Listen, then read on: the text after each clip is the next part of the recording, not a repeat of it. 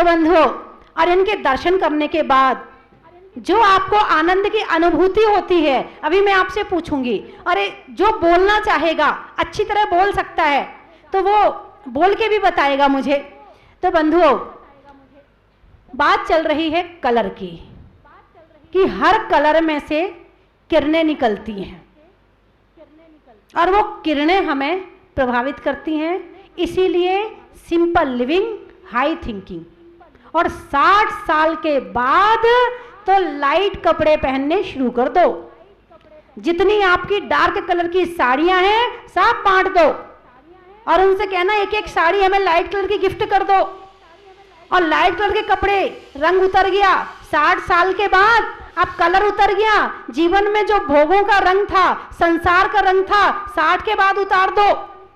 60 के बाद धर्म की जिंदगी शुरू कर दो। घर वालों से ज्यादा मोह माया मत रखो, घर वालों से ज्यादा अटैचमेंट मत रखो, ज्यादा टोका टाकी रोका रोकी मत करो।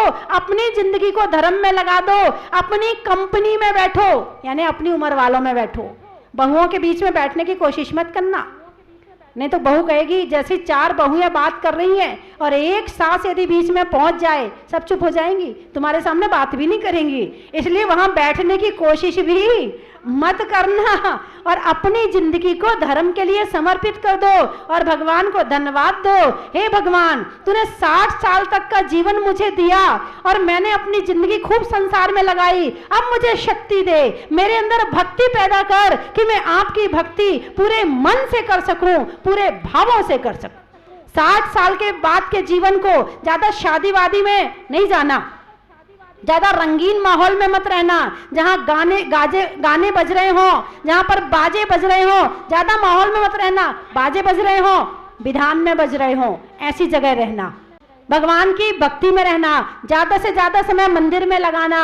तो समझना आपने अपना गृहस्थ भी अच्छे से निभा लिया और अंत सुधारने के लिए आपने अपना धर्म भी अच्छे से करना शुरू कर दिया। तो आपका जीवन जीना दोनों सार्थक हो गया, आपका कर्म भी हो गया और धर्म भी हो गया। और यदि आपने 60 के बाद धर्म नहीं किया, सारी जिंदगी संसार में बिताई, तो मान लेना कि हमने इस जीवन में कुछ भी नहीं किया है। और 60 के बाद आप देखो, सरकार भी कह देती चलो छुट्टी, रिटायर, अब तुम हमारे किसी काम के नहीं रहे। 40-50 के बाद बच्चे भी रिटायर कर देते हैं। वो बेटा कहता मम्मी तुम मेरे दोस्तों के सामने बोला मत करो, हाँ आप मत बोला करो। बच्चे ने भी रिटायर कर दिया, पापा आप ना, मैं अपने दोस्तों के साथ जा रहा हूँ, आप नहीं आना, मैं अपने दोस्तों के साथ जा रहा, आपके साथ नहीं जाऊंगा। बच्चों ने रिटायर कर दिया कि नहीं कर दिया रिटायर हैं? तो वो रिटायर करें, इसके पहले तुम त्याग पत्र दे दो। बात समझ में आई कि नहीं आई? लेकिन बच्चों को भी ध्यान रखना चाहिए कि बड़ों का अपमान ना करें, बड़ों का सम्मान करें। बड़ों का जब सम्मान करेंगे दुआएं मिलेंगी, उनका आशीर्वाद मिलेगा, उनका आशीष मिलेगा और जो दुआएं की किरणें निकलेंगी वो बच्चों को आगे बढ़ने में सहायक होंगी। इस बात को भी बच्चों को समझना चाहिए, क्योंकि कहा जाता है कि जो धोंकनी होती है उसमें जो चमड़ा लगा होता है, उस चमड़े को जब वो बार बार धोंकते हैं तो उसमें से भी हाय निकलती है। मरे हुए चमड़े में से भी हाय निकलती है कि मुझे मारकर इस चमड़े की धोंकनी बनाई गई है और अब उसमें से तुम काम कर रहे हो, उसमें से भी हाय निकलती है। और जिसके अंदर साक्षात आत्मा विराजमान है, यदि उसे दुखी करोगे तो उसकी हाय का इतना ज्यादा असर होगा कि तुम्हारा काम होने वाला भी होगा तो शायद होने वाला नहीं है। इसलिए अपने बड़ों को दुखी नहीं करना चाहिए, बड़ों की सेवा करनी चाहिए। बड़ों को बैठ के, आप बैठो मैं पानी लाके देता हूँ, अरे मम्मी आप बैठो ना, दादी जी आप बैठो। लेकिन नहीं, आजकल के बच्चे तो 1 गिलास पानी मांग तो ले मम्मी। क्या है मम्मी दिन भर पानी मांगती हो, सारे दिन परेशान करती हो मुझे। ये हाल हो गया है बच्चों का। नहीं, आप लोग जितने लोग बैठे इनकी बात नहीं कर रहे। हाँ, एक बहू यदि जवान है तो उसका फर्ज बनता है वो अपनी सास की सेवा करे। तो सास के अंदर से जो अच्छी किरणें निकलेंगी बहू का भला भला होगा। और यदि बहू ये सोचेगी इसको हर बार पानी लाके दूंगी, सास बिगड़ जाएगी, बैठे बैठे कुछ काम नहीं करेगी, बैठी रहेगी, तो समझना फिर वो अपने आप काम करे, अच्छी बात है, लेकिन आपका फर्ज बनता है, अम्मा जी आप रहने दो, हम कर रहे हैं ना। इससे बड़ों का मन प्रसन्न होता है और बड़े बूढ़ों को चाहिए कि वो खाली ना बैठें, या तो भक्ति करें, ध्यान करें, सामायिक करें, और घर में पहुंचे हैं तो काम करें, बिल्कुल खाली ना बैठें। खाली दिमाग शैतान का घर। अब बहू आ गई है, सारा संभलवा दिया, बेटा तू ही संभाल सारा, मैं तो बैठे बैठे कहूंगी नहीं, जंग लग जाएगी हाथ पैरों में। जैसे गाड़ी होती ना, गाड़ी यदि गाड़ी 1 साल तक खड़ी रहे, अरे बोलो ना, सब गाड़ी में आए हो, यदि गाड़ी 1 साल तक खड़ी रहे, नरेश भाई साहब, गाड़ी 1 साल तक खड़ी रहे तो क्या होगा? जंग लग जाएगी ना। नई गाड़ी होगी वो भी खराब हो जाएगी, नई भी होगी तो वो भी खराब हो जाएगी, और गाड़ी चलती रहे तो बोलो ना अच्छी रहेगी। ठीक इसी तरह से शरीर भी एक मशीन है, ये चलता रहेगा तो अच्छा रहेगा, और काम नहीं करेगा तो खाली दिमाग, उल्टे सीधे विचार आएंगे। उसने मेरे साथ ऐसा किया था, उसने मेरे साथ ऐसा किया था, उसने ऐसा बोल दिया मुझे, उसने मुझे ऐसा कर दिया, दिमाग खराब रहेगा। इसलिए अच्छा है कि मंदिर जाओ तो खूब भक्ति करो, और घर आओ तो काम करो। बहू आ गई अच्छी बात है, लेकिन फिर भी तुम अपना काम तो अपने हाथ से करो, वो ज्यादा ठीक है।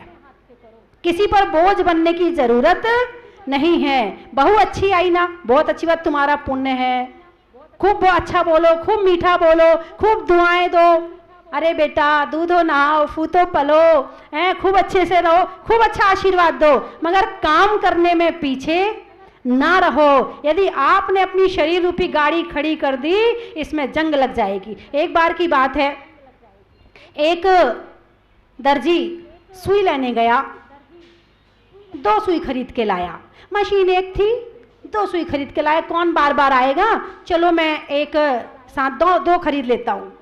सुई लाया, एक मशीन में लगा ली, एक ऐसे रख दी। बरसात का मौसम था, उसमें जंग लग गई, और जब उसमें जंग लग गई तो उसने कई दिन बाद सुई देखी, चलो ये सुई तो बहुत दिन पुरानी हो गई है, चलो नई वाली लगा लेता हूँ, और सुई देखी तो उसमें जंग लग गई, और जो सुई चल रही थी वो बढ़िया थी। इसी तरह से संसार में मानसिक बीमारियां ज्यादा हैं। कौन सी बीमारियां ज्यादा हैं? मानसिक। शारीरिक बीमारियां कम है। हमारी 70% महिलाएं मानसिकता के कारण बीमार रहती हैं, क्योंकि मानसिक काम उनके पास में है नहीं। शास्त्र स्वाध्याय करेंगी, वो भी अपने 1-2-4 लाइनें पढ़ी, हो गया स्वाध्याय। ऐसे स्वाध्याय नहीं, बिल्कुल अंदर गहराई में जाके जिसमें दिमाग खर्च हो। महिलाएं दिमाग खर्च कम करती हैं, दिमाग खर्च करने में बड़ी कंजूस हैं। पता क्या कहती? अरे कौन माथा पच्ची करे, अच्छे काम करना हो ना और जिसमें दिमाग लग रहा हो तो यही कहती हैं कौन माथा पच्ची करे। अरे माथा पच्ची नहीं है, ये तुम्हारे मन को अच्छे करने वाली चीजें हैं। यदि मन तुम्हारा किसी काम में लगा रहेगा तो मन अच्छा रहेगा, और इस मन को अच्छे काम में नहीं लगाओगी, इसमें जंग लग जाएगी। मालूम है किस चीज की? चिंता की, टेंशन की। और फिर ये जंग लगेगी तो सारे शरीर को खराब कर देगी। तो इसी तरह जो हम जब टेंशन में रहते हैं तो हमारे शरीर से विपरीत किरणें निकलती हैं। जब हम प्रसन्न रहते हैं तो हमारे शरीर से अच्छी किरणें निकलती हैं। और वो भी हमारे यहाँ लेशिया बताए, लेशिया, शट लेशिया, नाम सुना आपने लेशिया का? लेशिया का मतलब वही है कलर, है ना? तो भावों के तारतम्य रूप परिणाम को लेशिया कहते हैं। कृष्ण नील कापोत अशुभ। कौन कौन सी? कृष्ण नील कापोत अशुभ, पीत पद्म शुक्ल शुभ। तो जब आदमी क्रोध से भरा हुआ हो, गुस्से से भरा हुआ हो, उस समय उसके शरीर में से काले रंग की किरणें निकलती हैं, और वो किरणें ऐसी होती हैं कि सामने वाले आदमी को भगाती हैं, धक्का मारती हैं, हट जाए यहाँ से, भाग जाए यहाँ से, चला जाए यहाँ से। जब कोई पिता अपने पुत्र पे गुस्सा करता है तो क्या कहता? निकल जाए यहाँ से, चला जाए यहाँ से, कहता नहीं कहता है? ये कौन कह रहा है? वो किरणें निकल रही। कई बार तो मुंह से ना कहे ना, तो भी अपने आप किरणें कहती है पापा बहुत गुस्सा में है, हट जाओ यहाँ से, भाग जाओ यहाँ से, ऐसा लगता है। और यदि मान लो मन प्रसन्न हो और जाने का समय भी आ जाए, जैसे यहाँ लोग आते हैं, बोले माता जी जाने का मन नहीं कर रहा, क्या करें, जाना पड़ रहा है, इतना अच्छा लग रहा है, इतना अच्छा लग रहा है कि यहाँ से जाने का मन नहीं कर रहा है। बहुत लोग आकर ऐसे ही कहते हैं। तो यहाँ की ऊर्जा काम कर रही, मिट्टी में से भी ऊर्जा निकलती है, मिट्टी में से भी किरणें निकलती हैं। और वो किरणें वास्तुशास्त्री से आप पूछिए, वो आकर मशीन लेकर आएगा और वो बताएगा कि कहाँ अच्छी किरणें निकल रही हैं और कहाँ बुरी किरणें निकल रही। अभी एक दिन बीच में वास्तुशास्त्री जयपुर वाला आया था, वो देख के गया, उसने कहा बोले माता जी उत्तम भूमि है, जबकि ये देखकर हमने पसंद नहीं करी कि अच्छी भूमि इसलिए ये खरीदनी है, नहीं, अपने आप ही भगवान का अतिशय चमत्कार ऐसा है कि जिस जमीन पे भगवान को आके बैठना है वो अपने आप ही ऐसा योग संयोग बना और वो भूमि खरीदी गई। और जो भी आता वो यही कहता कि उत्तम भूमि है, बढ़िया भूमि है। अब जहां भगवान को बैठना है और जहां भगवान अपने आप इशारा करके काम करवा रहे हैं, वहां तो अच्छा होना ही होना है। तो बंधुओं, जब क्रोध में रहता है तो काले रंग की किरणें निकलती हैं। जब ईर्ष्या करता है, आप लोग करते कि नहीं करते ईर्ष्या?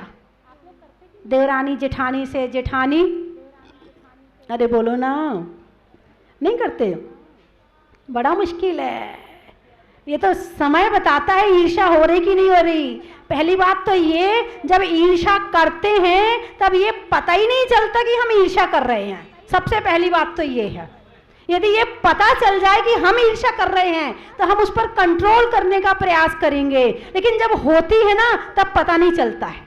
हम सो जाते हैं और ईर्ष्या शुरू हो जाती है, ईर्ष्या जाग जाती है। कोई हमसे अच्छा जरा तैयार होके आ तो जाए, कोई जरा हमसे ज्यादा सुंदर दिख तो जाए, जरा बच्चों में किसी के नंबर ज्यादा आ तो जाए, जरा देवरानी जेठानी से अच्छा भोजन बना तो ले और उसकी तारीफ हो तो जाए, फिर देखो कैसे सांप लौटते हैं। कहाँ पर? मैं नहीं बता रही, आप सबको पता है। हाँ, एक बार तो एक बच्चा आया, बोले मम्मी मम्मी आंटी जल गई जल गई जल गई। बोले क्यों? बोले वो बहुत ईर्ष्या कर रही है, जल गई। यानी ईर्ष्या भी एक अग्नि है। कैसी अग्नि है? क्रोध तो अग्नि है ही, दिखता है कि आदमी जल रहा है, लेकिन ईर्ष्या ऐसी अग्नि है, जलता भी है और दिखता भी नहीं है, जलता भी है और दिखता भी नहीं है, ऐसी अग्नि है ईर्ष्या। और उस समय इंसान के शरीर में से नीले रंग की किरणें निकलती हैं।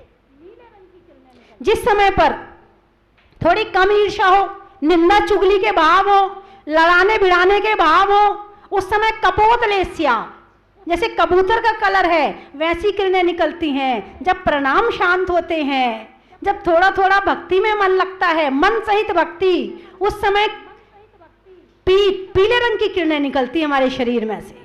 कौन सी किरणें निकलती है? पीले। इसीलिए पीला कपड़ा पहनाया जाता है, भक्ति में इसीलिए सहायक होता है।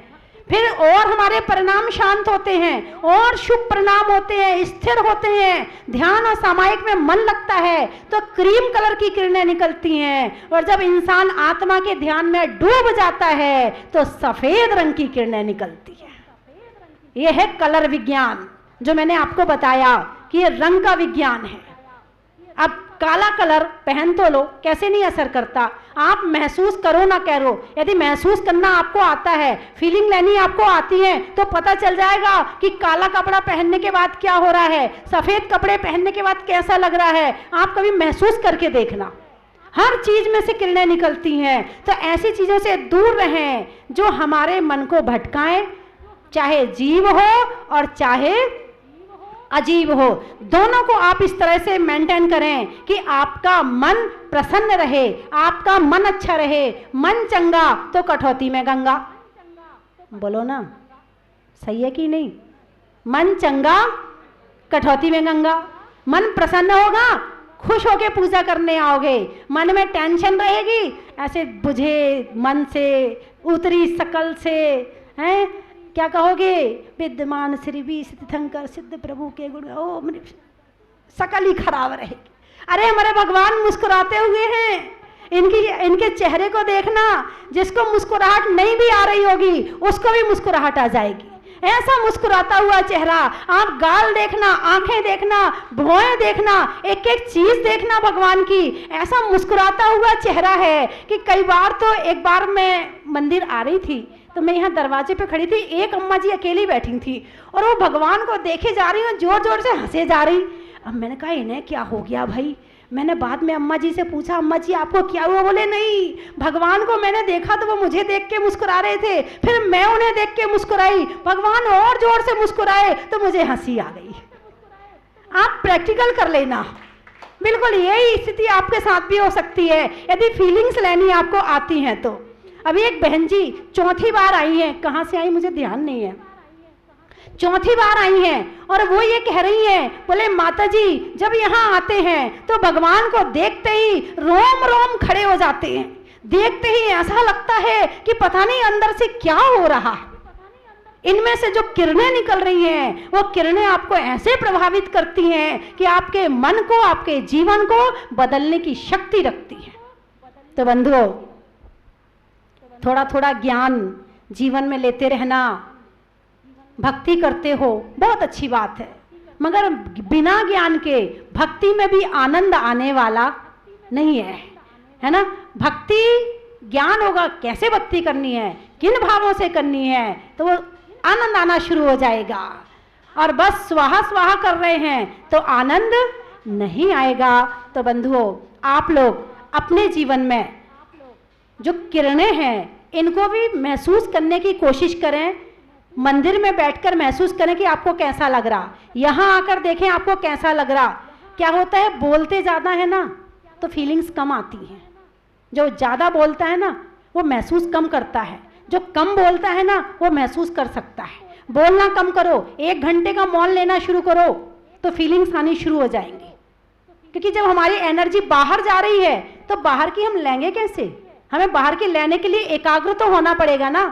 टीवी में चित्र लाना है तो एंटीना सेट तो करना पड़ेगा, जब तक एंटीना हिल रहा है तो टीवी में चित्र नहीं आएंगे। ऐसे ही जब तक आपके वचन हिल रहे हैं तब तक आपके आत्मा में और मन में बाहर की अच्छी किरणें आने वाली नहीं है। तो अपने मन को शांत करने के लिए वचन को शांत करना अति अति अति अति अति आवश्यक है।